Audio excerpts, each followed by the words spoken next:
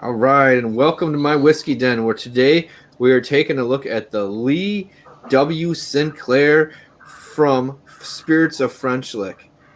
Let's jump into this thing. Jam it, Let's man. get into it. 1, 2, 3.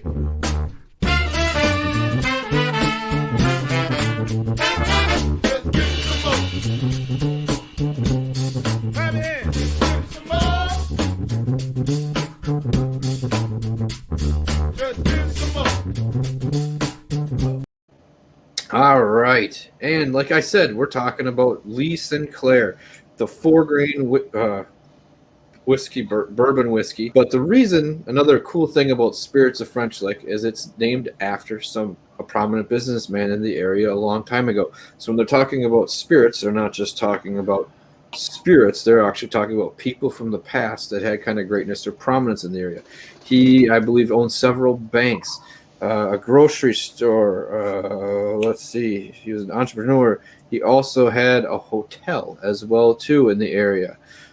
So really a big deal in the area. Technically, they're not from. It was West Baldwin Springs Dome and Hotel, a luxurious retreat for the upper class at that time. And that's usually how you get remembered, as being kind of rich and famous. So one of the guys that was. But a lovely kind of tribute to them, and they're doing that with a lot of their releases, is they're naming it after prominent people of the past. I believe I think there's a rye coming out this year that's named after someone else. There's a wonderful story about that too. So I kind of love the double entendre with the name, where it's spirits doing the double work of the meaning of it. So another kind of, well, and you get that especially because of Alan Bishop, their head distiller. He is like a historian of Indiana whiskey. So if anytime, and I'm big into history, I know you guys are too. So anytime you kind of get that prominence and history of knowing who is exciting and why, you kind of want to name something after them. You want to kind of bring their name back to light and show why they were exciting, or how it is reminiscent of the whiskey or any spirit you're creating. So this one is a mash bill of 60% corn, 13% wheat, 17% oats, and 10% of the caramel malted barley, which we did have before. And I think that gives a really kind of neat flavor to it. Yeah. This one is double pot stilled. They use a pot still on site. They do have a column still and kind of, I think, a hybrid as well too. But they do like using the pot still for a lot of stuff because it does give it a little bit extra character to it. 53-gallon barrel, number 2 char on the sides, toasted heads to help give it some flavor. And if I did say it before, 45% alcohol on this one. And most of the stuff is all ground mashed, fermented, all on site. So nothing's happening anywhere else. It's all happening there. They have a really kind of sweet operation going on to kind of keep the whole grain to glass idea really legitimate compared to some other people where stuff's being done someplace else and it's being married and done there. Like, everything is done there by the people there. So I'll let you guys start giving some sniffing notes on the Lee W. Sinclair. Like a vanilla pound cake. Caramel apple. Yeah. Get the apple. As a matter of fact, I mean, I'm just like, okay, picture apple slices sauteed in butter, drizzled in caramel, with a little dash of allspice, and that's what I'm getting right off the bat. I definitely get the apples and the allspice. And definitely the buttery note to it too. But Yeah. Yeah. Yeah, it reminds me a little bit of the smell of my grandma's apple crisp with all the oats and caramelized sugar and apple and cinnamon. I was gonna say, I'm like, there's also like that baked kind of cooked, like a cooked pastry note to it too. Yeah. Yeah. A little bit of a brown sugar pastry. That's a nice nose. Yes. Yeah. Man. I'm letting you guys go first because I already had my opinions of which one I liked better, the Weeder or this one. So I don't want to be influencing your thoughts on this too much. So This has more ethanol burn than the Weeder Yep. for sure, but not it's not bad. You can still get in there a little bit. I'm getting the little bit more of the burn on the back end, where by the time I'm finished inhaling, I'm starting to get a little bit of an alcohol note, but not like you said. It's not bad. It's not overly strong per se. No. It's just It's about more right. Yeah, You know, 45%, right? 45% on this one. I think if you do want, I think it's the 50% one.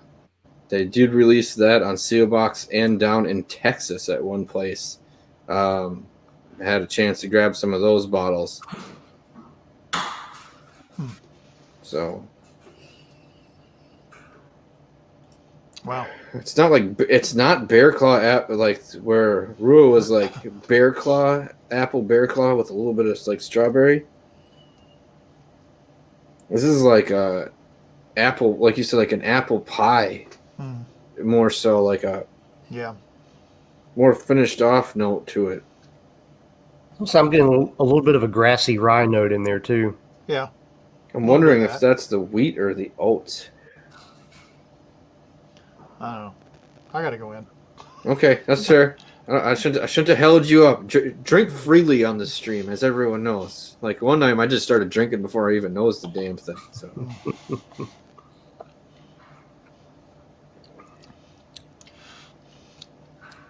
Get that cake frosting again.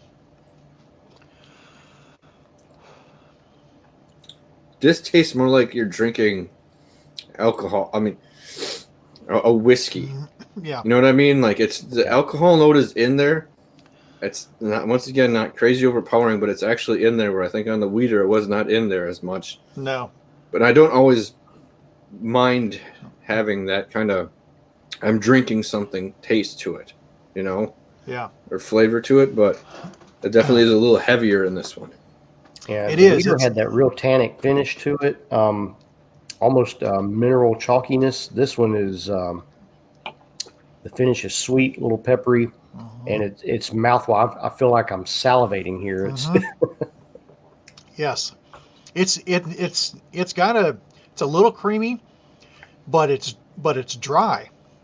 Mm-hmm. It's like it's not like a wet creamy. It's just it's in there. I can still feel it in my mouth, but it's not dissolving or going anywhere. It's just kind of sitting there. yeah. Ben, you're right. My mouth is doing the same thing. It gets like it's not even like a heavy tannic thing, but I was gonna say all of a sudden it's like dry and it's like, and I'm like I'm almost drooling like afterwards, like like a cat. Yeah, it's like all of a sudden like I'm getting a lot of like saliva coming up from the tail end of this, like you don't need a sip of water afterwards. It takes care of itself. You know? No, exactly. But it's like the trick of putting pretzels and peanuts at the bar to make you thirsty. It's like I see what you're doing here. You're making me go right back in. Mm-hmm. This is good. I like this whiskey. It's like caramel and spice. Okay. Shit. Sorry, it's one of those things that there's a couple things going on right away. Then something else is happening. Then something else is happening on the end. And it's got a nice flow to it, but there are distinctive things going on. And I don't want to get them confused from the front to back, and I might just end up drinking a few drinks of it right now. So. Yeah, man, that it's not drying in a bad way. It's not at all. It's drying, but it's a characteristic of it. It's man, does it hold in your mouth? Holy cow! Like the front is almost like light, a little watery cream. Then I start getting some barrel notes coming in there. Then I have like some. It's not rye spices. It's not in there, so maybe wheat or something else. But then the oats start coming into there at a point. Shit, I'm gonna be on glass too by the end of this one. Yeah, this is getting a little bit of a black tea and honey note. Yep. Yeah.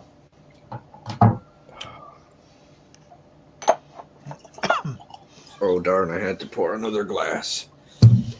Which by you can maybe if you saw the last video, you can tell which one is a little more heavily taken down here. I like that. Do you like that whiskey, Patrick? Yes. I like this one quite a bit from when I first had it because it did have a little bit of that. Well, you're drinking a whiskey. That barrel note for me, the spice of it's almost like sometimes you get more of like a cracked pepper. This is almost like I'm thinking of like ginger and peach. Yeah, is how it's coming across to me. I was trying to it was a flavor I couldn't put my finger on. When you're seeing peach, I was thinking almost like a peach pear kind of thing going on there. But like, yeah, that is like that very accurate. Spicy ginger heat with the sweet that peach fruit flavor. Yeah.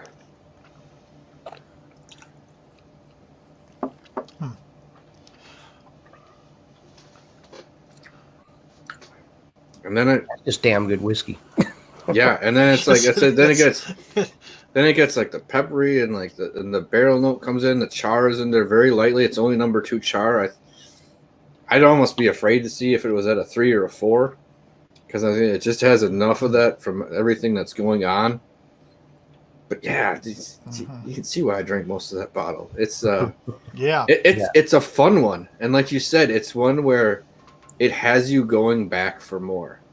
Like not just even because I'm not even gonna say just because of the flavors. Like I'm giving total credit to the flavors, but it's almost like a subconscious thing. Like at the end, it dries out, you get watery, and you're like, "Oh, it's time for another drink." You know, So maybe it could be a little dangerous on a Friday night. You know, maybe that happened to me once, but that's okay. You know, it's just that it has a bunch of really nice flavors. I think the spice in it is just enough, where it doesn't get overbearing, but enough for it to be like, ooh, spicy, peppery, you know, like it's in there, and it's almost like kind of halfway up. Yeah, intensity, because we've all had some other ones like the Driftless Glen where it was like pepper slap, you know, kind of drags you around the room. Definitely not that one. This one comes up to kind of medium on the spicy, peppery note. Yeah. And then it sticks around, but it lets go. It's still on my tongue. Like I'm getting like a creamy caramel, like with a little bit of vanilla on the front half of my tongue, while the sides of it are kind of dry barrel note flavors after it's been sitting there on the finish. Yeah.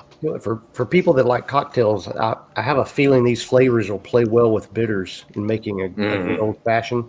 Yeah. Even at 45%, this seems like the flavors would come through really nice. Yeah, especially if it's not over. I don't know. Would you think more of would you do a press or like a soda? Old fashioned press, yeah. Yeah, because I think the flavors here would come just then watered down. We didn't do that. We should find out what happens, because if we're talking about that. I think I think a citrus in an old fashioned would work really nice with this. And now that hold on here. Now they brought it down, I'm getting some lemon smell on it now that I've brought it down. Like there's a lemon flavor that started to come out of this at a little bit lower proof. Like a lemon oil. Yeah, exactly. Not the zest, but like a lemon oil. Almost what you'd like, kind of what I don't want to say pledge, but you know when people fix up their old wood and stuff. Yeah. As a matter of fact, it reminds me there's I'm a little bit of a hobbyist guitar player, and there's a lemon oil that I use to clean the fretboards, and that's exactly what the smell reminds me of.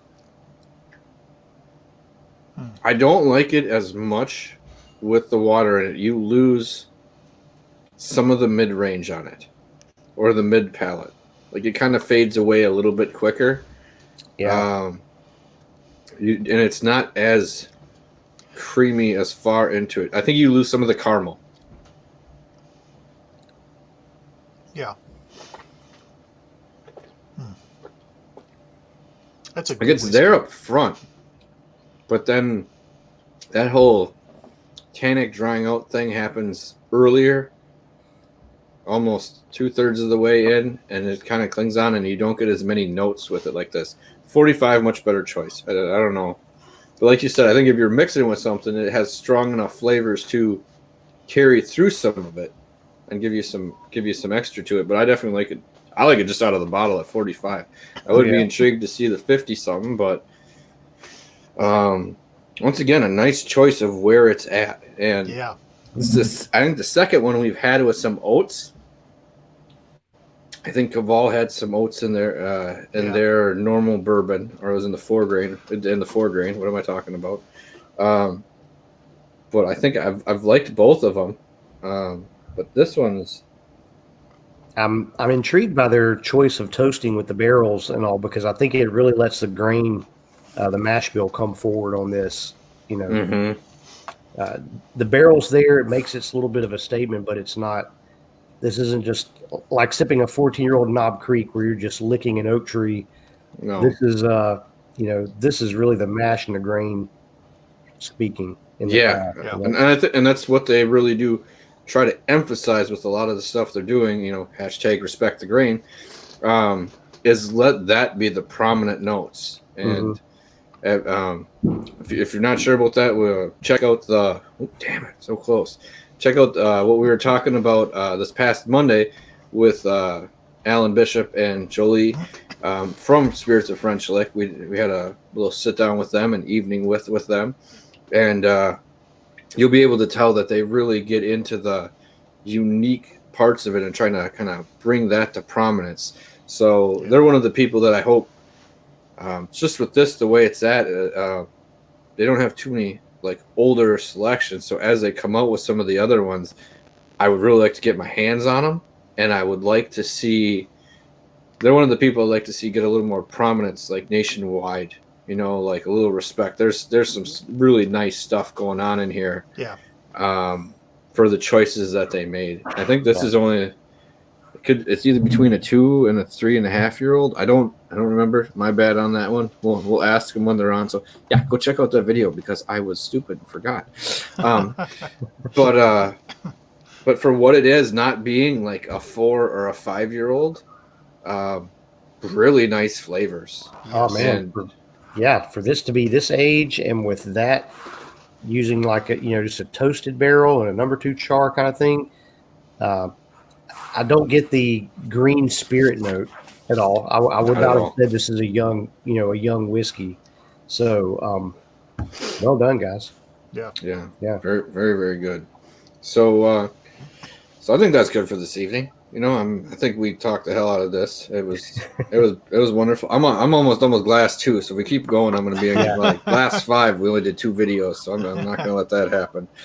But for everyone out there, remember, it's not the size of the den that matters. It's the love of whiskey.